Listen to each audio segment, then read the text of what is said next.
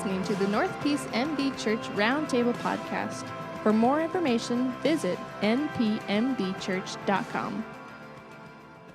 You are listening to the North Peace Roundtable podcast, episode 21. Thanks for listening. Either maybe you're driving or you're just listening to the audio on iTunes or Spotify, or maybe you're watching us on YouTube. I do want to say I laughed last week's episode.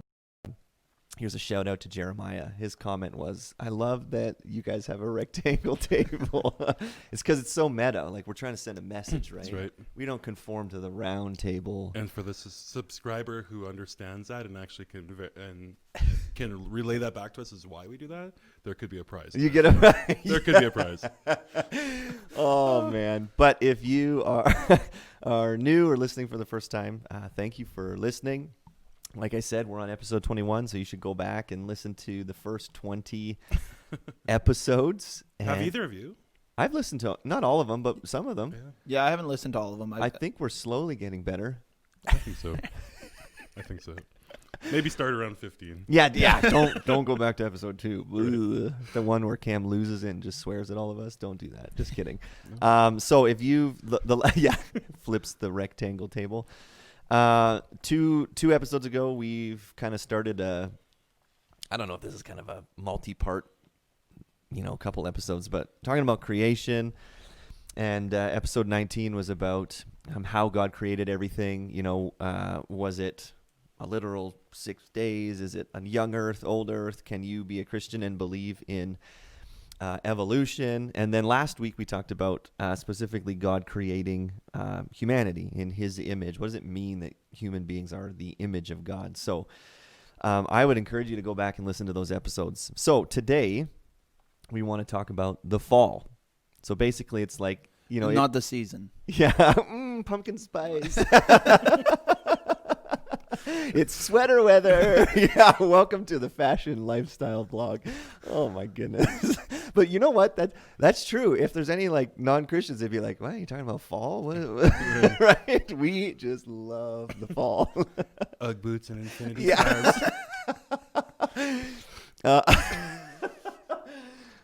So if you maybe aren't familiar with the Bible's narrative and you heard the last 2 weeks, you'd be like, man, everything sounds amazing. And so now we want to talk about when everything went sideways and why we see brokenness and evil and sin in the world. So we want to talk about Genesis 3, the fall. So far everything, you read Genesis 1-2, God said it was very good. Adam and Eve are in this beautiful garden. They're working. It ends and Adam sings poetry. Oh, this beautiful woman's my wife. Now this is unbelievable. It sounds like paradise. So then what exactly happened? And discussing this with Andrew, as always, is... Oh, yeah. I forgot to introduce us. Oh, man. I was going to... Good afternoon. It's myself, Cameron, as always. And to my right is Corlin. Hello. Hi, I'm Andrew, and these two guys don't matter. Yeah, sorry, that's my bad. Yes, Andrew, Corland, and Cameron are here. If you don't know us, oh man, that's okay. I was gonna wait till the very end to do that. Right.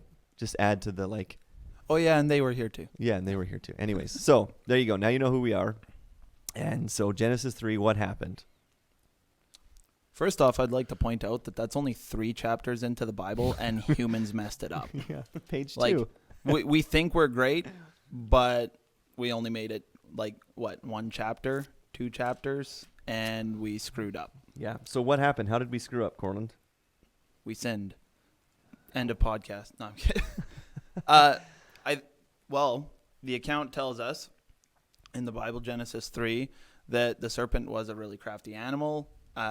Essentially, he came to Eve and Adam in the garden and twisted what God had said to them, the promises and the truths that God had said to them, and twisted them in a way that made Adam and Eve question whether or not God had been telling the truth. And so they chose to take their own path and try and decide what was best for them and take that into their own hands. And so they ate of the fruit that the serpent tempted them to, maybe more than if it had just been sitting there, tempted them to eat. And then God obviously knew about it, and sin entered the world, and here we are now, however many years later. Which really started in verse 2 when, right after the creation of man, the responsibility, I could just only picture God and Adam kind of having orientation. I vision that in my mind. All right, welcome to the garden. Here's your name tag. Yeah, totally. You're going to work, you're going to keep it. And by the way, that tree, you shall not eat of that, the tree of the knowledge of good and evil, for you will surely die. Yeah. And we've talked before offline about, the Bible school kind of narrative or the Sunday school narrative that we have in our minds of, okay, it seems to happen just as we read it, boom, Adam's created, God breathes life into him, you walk around, that's the tree. Like half an hour into the first day. Half an hour into day 9 or whatever, a couple days debriefing. Yeah. And then sin enters the world. So we don't know what that looked like. We can only imagine. Because we're not given a timeline. No, and it's not, I don't even think, it's meant to be that, but man is given rule, dominion over everything, and but we see responsibility and limitations to some degree, and we have that in every aspect of our life, and theirs seems so little. Like, do not eat of that tree, or you will surely die. You will know good and evil, and then it's right in chapter 3 where we see the deception, and we've said it before, that is the original lie that began in the heavens and has continued to this day. This idea of, did God really say that? Is God really there? Are you sure that's what he said?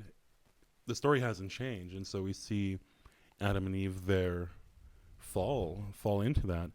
And there's so many questions and interesting things to consider around there when you consider talking animals, when you consider, possibly an upright snake, because we see later that, the consequence of that is, the snake will slide on its belly forever. So I can only, it's nice. It's kind of fun to let your mind wander. It's like, what did that look like? And even how, being in the presence of God, did man allow themselves to be lied to, having this uninterrupted presence with God and this community with God? Yeah. Really interesting things to ponder and unpack. Yeah, I think it's okay to admit that this is kind of a weird story, right? Because I know sometimes Christians, it's okay to admit that there's weird stuff in the Bible. Page 3 or chapter 3, there's a talking snake, and you don't have to be like, yeah, that's normal. No, it's bizarre, right? And it's okay that you go like, man, that's really weird. So let's clarify, right? Not just a snake, right? We're all on board, right? This is clearly, Satan, who is coming and tempting, whether he kind of entered into the body of his, we don't know, right? Or, the Bible calls Satan lots of places the serpent. So what did he look like? We don't really know, right? But you have, like Cam, you said, in chapter 2, you have this kind of one command that God gives human beings. You can eat of any tree in the garden, right? And just imagine that. You can eat of all of these other trees. There's maybe hundreds of thousands of trees. Eat from any of them. You just can't eat from the tree of the knowledge of good and evil. And I think really what God was saying is, I'm the one who determines what's good and what's not good, and you don't. And you need to just trust me that my judgment is better than yours, right? I know good and evil. You do what I say, you obey, and just trust that that's going to be good. And then Satan comes, and I love that. So that's what God says: don't eat of the tree of the knowledge of good and evil. And Satan comes to the woman, it says, and his temptation is, did God actually say you can't eat of any tree in the garden? Isn't that so good? Right. Twisting it. No, it's close, right? We're allowed to eat. That's actually almost the opposite of what God said. We're allowed to eat of any of the trees. But then, so the woman answers him, we can eat of the fruit of the trees of the garden. But God said, you shall not eat of the fruit of the tree that's in the midst of the garden, neither shall you touch it, lest you die, which also is not what God said. So isn't that fascinating? You already see the seeds of kind of doubt being planted, and the woman Eve almost exaggerates. Sure. Yeah, we can't eat of that one tree. We're not even allowed to touch it. And it's well, that's not really what God said. And And then Satan says, well, you won't die, right? He's questioning God. No. God lied to you. You won't die. You'll be like God, which is really fascinating because they were already like God.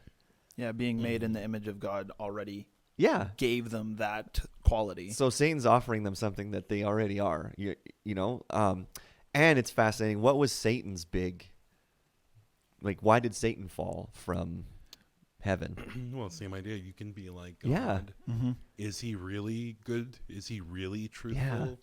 Is he holding out on me? Is he not Mhm. giving us, the real deal? And that's the message that would have been spread.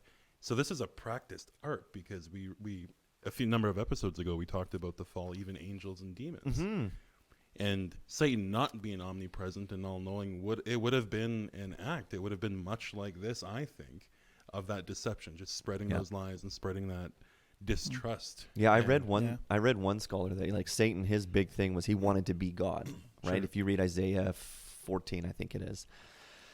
And then one writer I read said, no wonder Satan hates humans because they're made in God's image. They're like God. And so he comes and he wanted to be like God and he was cast out. And now he comes to human beings and they're made in the image of God. No wonder he hates and above angels. Yeah, no wonder he hates them. Right. And so then he tempts them with the exact same thing that he wanted. And we're told that the humans fall for it, right? And I think this is good to clarify. Adam and Eve were both there. Some people have thanks a lot, Eve, right? No wonder women can't choose where to eat because the last time they chose, they condemned humanity. Yeah. But it's not as if, Eve ate and she was by herself. And then, later on she told Adam about it and then Adam ate as well. It says that she took, this is verse 6, she took of its fruit and ate and gave some to her husband who was with her and he ate. So they're both there, right? And Adam is just kind of passively letting all this happen. And then their eyes are opened and they realize they're naked. So you have shame enter into the picture because before that, there was no shame. Right. Adam and Eve were naked and it wasn't like don't look at me. It was like, this seems normal. This is fine. There is no shame or guilt. And now there is. And so they go and they hide and then God comes and looks for them, which is so good. And such a fatherly thing to do, right? It's not like God didn't know where they are. Well, Wait, where did they go? No, but what does he do? He says, hey, where are you? Which is so good, right? I think of my own kids and when they've done something wrong and you don't just, you do the same thing. Sure. Hey, where are you guys? What happened? And exactly what happened, right? Yeah. But God gets them to essentially confess what they had done. And I love it. Adam, wouldn't it be great if it was and Adam said, I messed up, God. No, what does he say? Yeah, exactly. It's Eve's fault. Yeah. And it's interesting even when you think of that scenario because where was God where was he viewing that interaction from? Because he's present. Do you know what I mean? He's watching this unfold and he's seeing the interaction. He allows Satan to enter that scene and provide temptation. Yeah. Because he's in control of all. And so that's just an interesting scenario. And knowing what they're going to do. Mm-hmm. Yeah, I think with a lot of the topics that we've covered with attributes of God or the creation account, I think that they're common in stuff like that just breaks our boxes of understanding. So how to me, this account proves that we had free will because if God was present and there and with us, he still allowed us the choice, or humanity the choice, to sin and rebel against him. Mm-hmm. And yet he knew that they were going to, so he's all knowing. So you have this crazy, not mess, but this crazy collision of two extremes. Yeah. And so that there isn't, it's so weird to try and hold those in tension, but we see it as a truth here. And I think that as a kid, Sunday school belief is oh, okay. So God gave us free will. Cool. We chose. Okay, cool. But he also knew it. Okay. And I just left it at that. I never really actually thought about how crazy that is when you... Or then you were getting onto the fatherly response after that. We read, okay, we're naked. We're hiding. Who told you Yeah. that you were naked. Yeah. That's also a That's so very good. fatherly response. Yeah. And then, okay, you're naked, you feel shame, you're hiding. I don't want you to hide. Yeah. We're going to create clothing for you. Yeah. We're gonna make a way for you to come out of that shame and out of that hiding. Yeah. So it's interesting that, Adam blames Eve. So here's, and then Eve blames the serpent. She gave me the fruit. I hate it. Yeah. Yeah. Thanks a lot, God, for this wife that you gave me. And then God's like, what did you do? And she's like, the serpent. Yeah, it's not me. Yeah. Right. So, and don't we do that? I mean, this has continued on forever. Anytime we're caught in sin, I would say oftentimes that's the response. It's like, it's not my fault.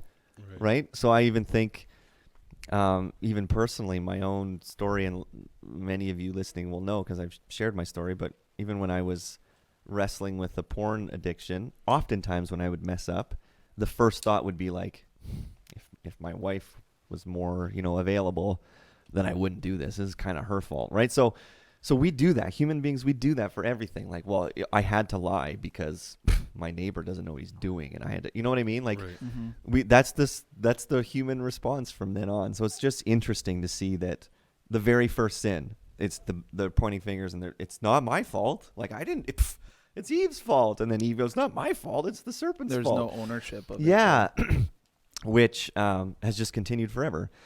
And then God, for the rest of chapter 3, and we won't read all of it, but then God then pronounces these curses, which are just natural outcomes of what sin has caused, right? He says to the serpent, "You're going to crawl on your belly." Verse 15 is this promise of Jesus. One day someone's coming who's going to crush your head. To the woman, he says, "I'm going to multiply your pain in childbearing," which is interesting. And we'll get to this in a minute, but he doesn't say, he says multiply pain. I'm not going to create pain for you. So it's interesting. There was pain, there has to be. So we'll get to that in a bit. But he says, "I'm going to multiply your pain." So it's going to be more painful now for you to have babies. And then the marital relationship is going to have issues. The end of verse 16, your desire is going to be against your husband. He's going to lord over you.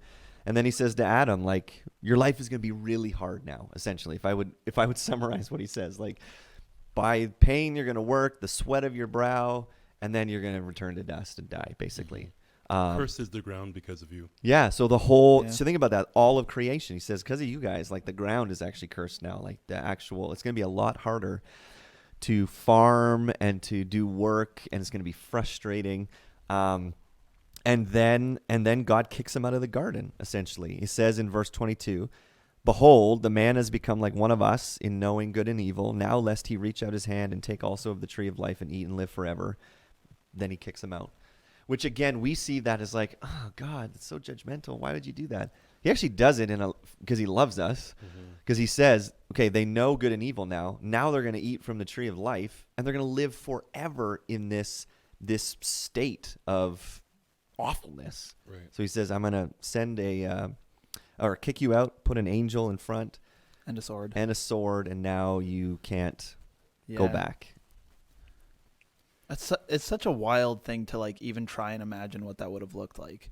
Like, I very visual person. So whenever I read something like this, my brain is always trying to create an image to what this would have actually looked like. To rationalize it sometimes. Yeah. And like you were saying earlier, it's to describe it in one word, not to diss anything that the Bible says, but it sounds whack. Like, God placed an angel there and a flaming sword. Like, was the angel holding the sword? Was the sword just kind of floating there? Like, it's interesting to try and wrap your head around it. But so do you think all of this is literal? Like, was there a actual Adam and Eve? Was there an actual serpent? Was there an actual tree, fruit, angel? Or is this metaphor? What do you guys think? I think that it is literal. And my reasoning behind it, and which I'm willing to be challenged upon, is Genesis sits in the historical text of the Bible, like the text that set up essentially the narrative of the Bible, and they're meant to be counted as history. So I would not see the point in the authors writing them in some metaphorical, crazy way. However, I am interested to know what you guys think on that as well.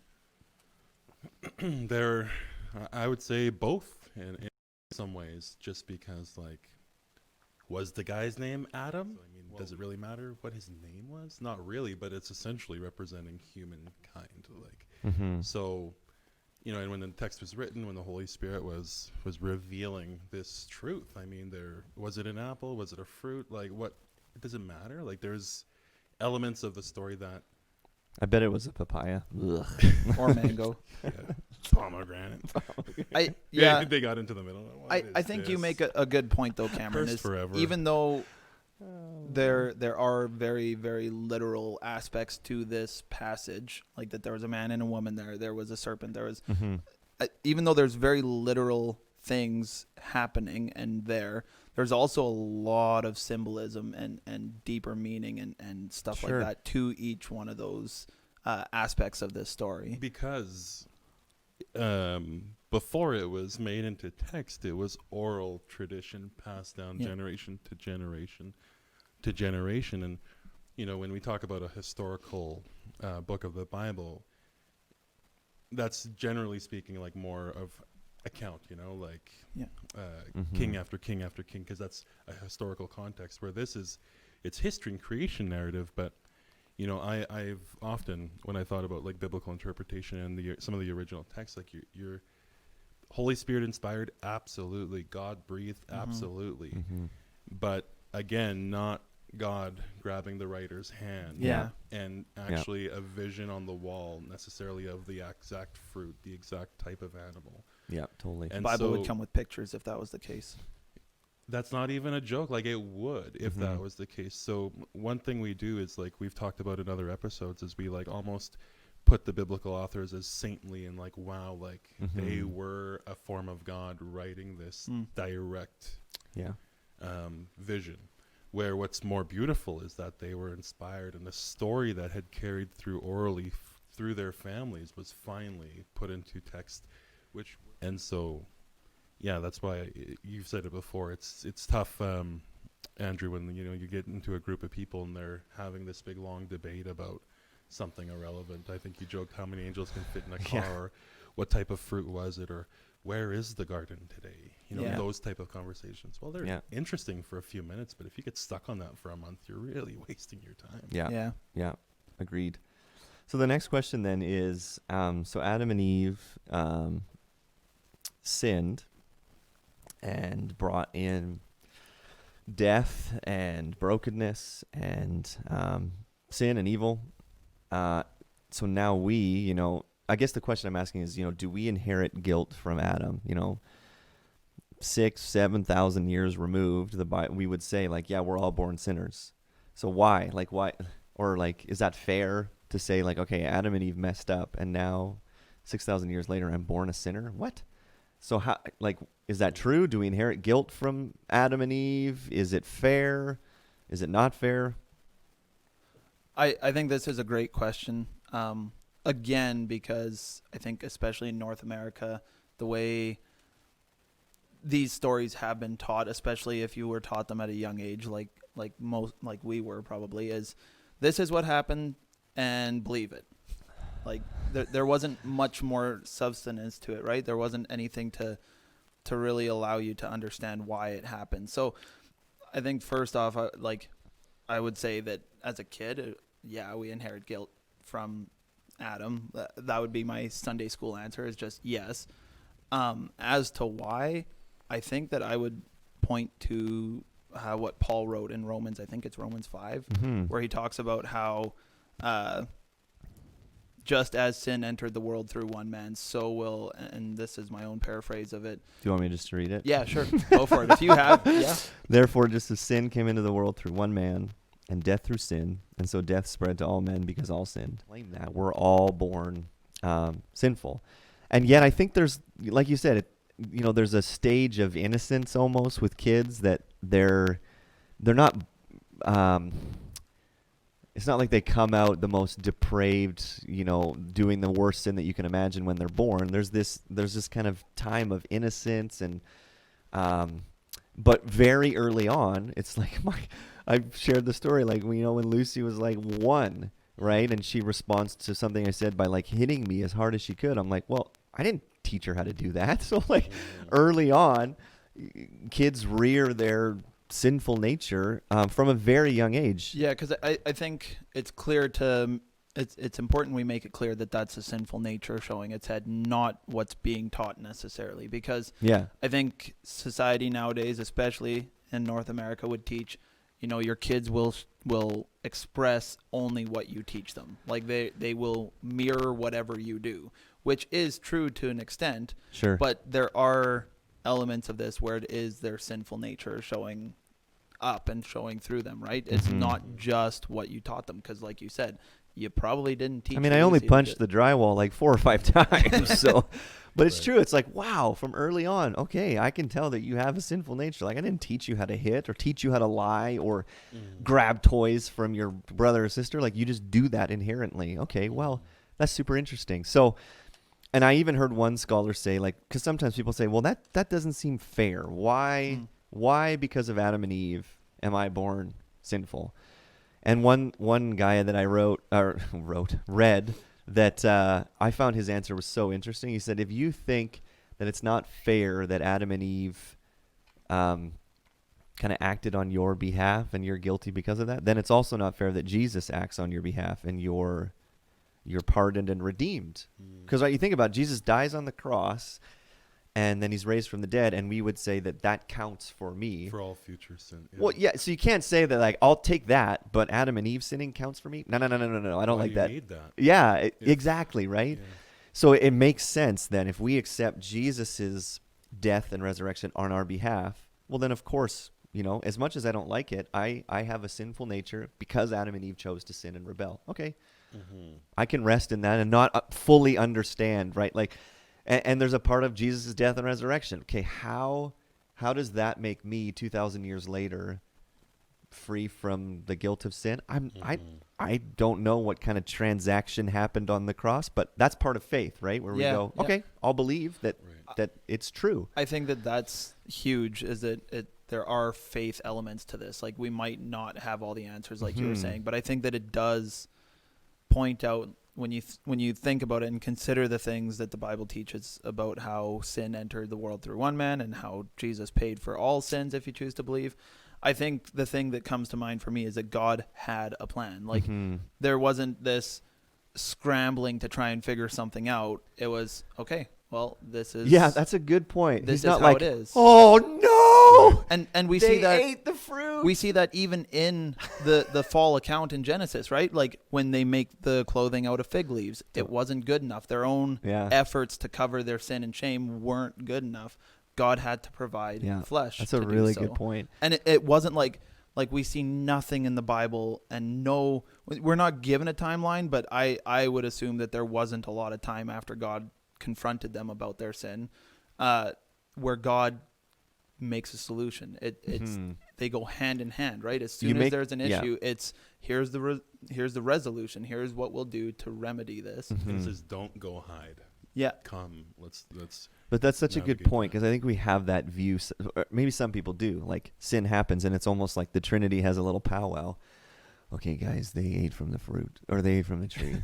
Right. Jesus, any ideas? And Jesus is like, I could go and, like he, right? In Ephesians, it says, before the foundation of the earth, before God made anything, he knew the plan of redemption. So that's a really good thing to consider. Like, God is totally sovereign. This didn't catch him by surprise. He there's that balance, right? We have free will to decide, but he knew what was going to happen, and he had a plan all along.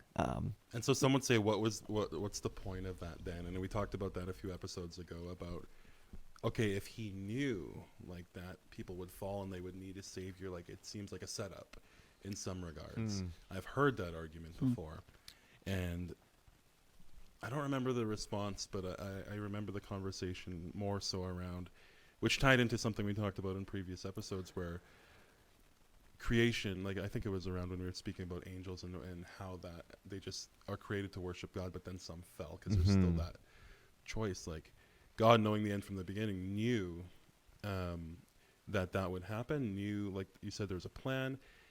And I thought about parenting, actually, where, okay, it's 2020, the world is in all sorts of shambles, but people are still having children. And when we had children, my wife and I spoke, like, my own personal journey is I went through a journey of addiction to drugs for a number of years. And that is an awful thing to think about, but my children can face all sorts of things. They could develop a disease. It doesn't prevent me from having them. Mm-hmm. I still want to be in that relationship. I still want to love them. I still want to watch them grow old, despite the risks. And I don't even know them. And he knew them, but still wanted that togetherness. Yeah. Despite knowing that we would fall away. And so I know that's kind of a cheesy, dummy down almost way to view that, but God desires a relationship, desires us to be close to him, knowing that we're going to mess up, but still created us and still wanted that. And if we take that fatherly desire to raise children, and to watch them grow old and stuff, but then add on to it that he created us to glorify him. Yeah. Like we are his creation designed with a purpose. Mm-hmm. So of course he'd have a plan for us. It's not fatherly love, right? Like that we can see here in front of us, even in the beautiful moments of it, is broken compared to what God shows for us and has shown for us throughout the ages. And even the creation of man, like we read about being made in his image, and we talked about the other week, it's almost like his glory is displayed through that creation. Yeah. And the glory actually that creation could fall, but still be redeemed. And watch that glory come forward with the amount of them who will actually overcome that sinful nature. Yeah. Who will come running back to the cross through a conviction and actually begin worshiping God again. That actually could be more glorious than a creation designed with no purpose, no fault, no failure, no nothing. It would just be an example, like we would be sun rays to God without a real purpose. Yeah. I think it's more glorious that this happened, we walked through it, but today there's countless millions of folks still clinging to and glorifying God through that. I think that brings more glory to his creation. Did you silence your phone? I did, yes. So did I. You heard my phone ring and we're all like, whoops, my bad. So here's an interesting question. We'll move on to the next question. Was creation perfect before the fall? Because here's why I asked that question. I think sometimes we have this view that like it was a perfect paradise, no pain, no hardship, no bruises, no sore muscles, and then sin ruined everything, and we had this perfection that we lost. Do you think that that's true? Was creation perfect before the fall?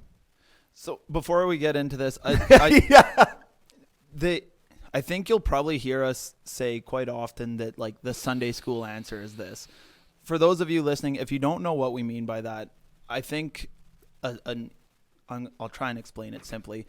Essentially what we're trying to get at is what we would have understood when we were a child, like our simplistic understanding of it with very little depth. It would have just been kind of, to the T what we were told understanding of it. Sure.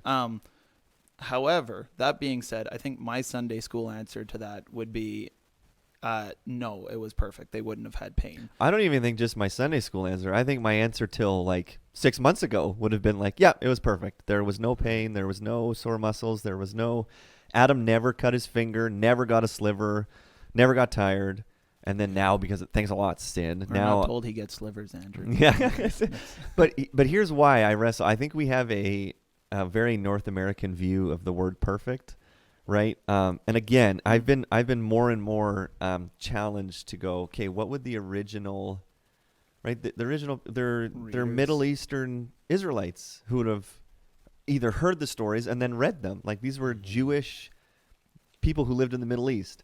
And the Hebrew word for perfect, that is the only time, or I should say the only word for perfect that's used throughout the Bible in Hebrew, it means literally like complete or finished, like done. It's done. It's perfect. It's complete, which that's not Genesis. It's not done. It's not finished. It's just starting, right? Yeah. And then I was really challenged. Nowhere in the first 2 chapters of Genesis does God ever say, yeah, it's perfect. He says it's good. It's very good. It's very good.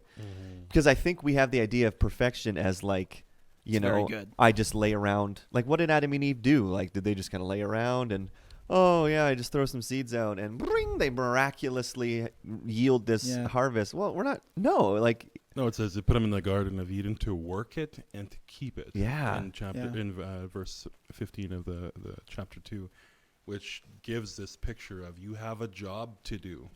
You have naming responsibilities. Like Totally. there's work to do, and even when you think about it a little further, we're given a model of creation that includes a day of rest. yeah. If it was perfect, why do we have to rest? Yeah. Yeah. The creator of the universe himself gave this model. He did not need rest. Yeah. He did not need to pause, but he knew we would. Where do you think this belief that creation was perfect stems from? Because like you said, it doesn't say in Genesis, in the creation account, that God made it perfect. He's made it and it was very good. But where do you think it actually stems from then? Man, that's a good question. Because I think even sometimes we have this narrative that I don't think is actually biblical. Because here's why. I think we have this idea that creation was perfect. It was paradise. Sin wrecked the earth. One day Jesus is gonna rapture all the Christians out, right? And then we're gonna live in heaven, and then the earth will be destroyed because it's so messed up from sin. Lots of people have that. That's their narrative of the Bible, right? Settle down, Kirk Cameron. Yeah. Well, yeah, right. Left Behind. Sure. That's not the narrative of the Bible. The whole narrative of the Bible is that I believe in Genesis 1 and 2, heaven and earth were totally overlapped because God was with humanity. Now sin enters, and now you have this kind of disconnect between heaven and earth. The whole point of the entire Bible is not that we die and go to heaven. The whole point of the entire Bible is that Jesus redeems us, and one day heaven comes back to earth. And there's this, again, this perfect overlap. There's a new heaven, there's a new earth. Read the Genesis or Revelation Right. The new Genesis. 21, right? And what is it? Oh, here comes the new Jerusalem, heaven, out and coming down to earth. And there's this perfect overlap 'Cause again. we read about the earth groaning for the coming of the Yeah. Lord. Like, it's And not God going to be- actually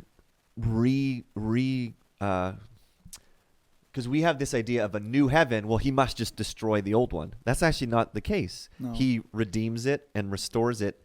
And the imagery is through fire and all that kind of stuff. So that's why we think, well, he's just blowing it up. Well, no, it will be He this purifies earth. it. Like, think about that. Eternity will be on this earth, this planet, Yeah. just perfected. And that's when it will be finally perfect, right? Yeah. And when I think of the Garden of Eden, Satan and demons were present Yeah. already Isn't that interesting? Yeah. because Satan's there, which means and it implies everything we read about the fall, the heavenly fall, pre-existed before Yeah. this creation, which would then only leave like God knew Satan was present to some extent, Yeah. and obviously had this plan. So was creation perfect? No, it wasn't. It was very good. Yeah, it was totally. designed good. And it had potential, right? Absolutely. Yeah. But the fallen angels and Satan were still present also. Yeah. So I think one of the reasons that we call it perfect is because we look at the world today and we're like, oh, I just want to go back to. We're so broken now. Yeah. We just Back. like, I just want to Yeah. escape, right? I just want to leave. And we have this idea that I just want to go to heaven. Well, sorry, but that's not the end goal of Christianity. The end goal is not that we escape to heaven. Even like, and maybe this is a whole other topic, because nowhere in the Bible actually does the phrase go to heaven exist. Nowhere. There's lots of talk about, like, Paul says, I want to go be with Jesus. Sure. Jesus says to the thief on the cross, you'll be with me in paradise. But there's no like narrative or idea of, like, I heard one guy say, if you would go to any Israelite and say, oh, are you hoping to go to heaven when you die? They would just stare at you being like, what? Right. What are you Yeah. talking about? When I die, I go in the grave. Like, but we're with God, whatever that looks like. You know what? It's really frustrating now on social media. There's some folks that I follow, and there are just some things that pop up that is really pushing to, like, the end is near. Yeah. We need to, convert, turn to Jesus because we're going to die and we need to be with him. Yeah. And it is such a lazy sellout of the gospel. Yeah. Because if you're diluting the glory that could be today, that Sure. today you could be with Jesus and have eternal hope, and the salvation story is for today also. And so if always focused to fire insurance so that you don't go to hell when you die, lazy, diluted gospel that was never and I mean, we intended should for that. long for Jesus to come back, but Absolutely. we're never told to just kind of sit around and wait. I think it's selling it short if we tell people to, hey, become a Christian so that you're saved then, because becoming a Christian and believing in Jesus saves you now. Yeah, totally. There's hope today. Yeah, totally. That changes everything internally, nothing externally in many cases. Mhm. Because that's not the point. We don't see that through Scripture. Yeah. So I again, have a random question Oh, with boy. like, was creation perfect? And maybe we don't have to cover it, but like, do you think Adam and Eve, like, aside from God telling them that the ground would be cursed and stuff, and that the world was now broken because of their choice, do you think that they knew and like could feel physical changes because of sin right away? Like, we're not told anything, but like, do you think it was like walking into a really smelly room then when they left Eden? And it was like, oh man, Was that you, Eve? this place sucks. Like, Yeah, do you think I they totally knew think so. away, or do you think it was kind of one of those things where as time went on, they'd notice like more things that would point to, oh man, like Probably that's both. right. I'd say think both. It's both, because we do see throughout world history an evolution of just darkness. Like it seems like generation after generation, diseases evolving. Like you have this original state. So I don't think they walked out honestly to like every known disease, to straight up war, famine right out of the gate. COVID-19. But you think early on, what happened? Absolutely. One of their sons murdered the other one. Well, So they evil go, was present. you go, what Yeah. just happened? That was the first murder they would have. I guess they weren't there seeing it, but they would have. What? Yeah. You and we don't know killed the time. your. Yeah. Yeah. Because then you'd have to wrestle with, okay, they're walking out of Eden carrying their kids too, right? Yeah, which they're Or- not, they're not technically, because it says after they get kicked out, they have Cain. Right. So then there's what? So think about 15, that, 20 right? years later? Yeah, and then this pain is Eve would have experienced that, like multiplied pain Right. through childbirth. And then they have their sons who then one kills the other, and it's kind of like, I think so it would have been a gradual realization, like, wow, this messed up everything. But like to go back, I think too, like, Adam and Eve, when they worked the garden, yeah, probably they had sore muscles. Yeah.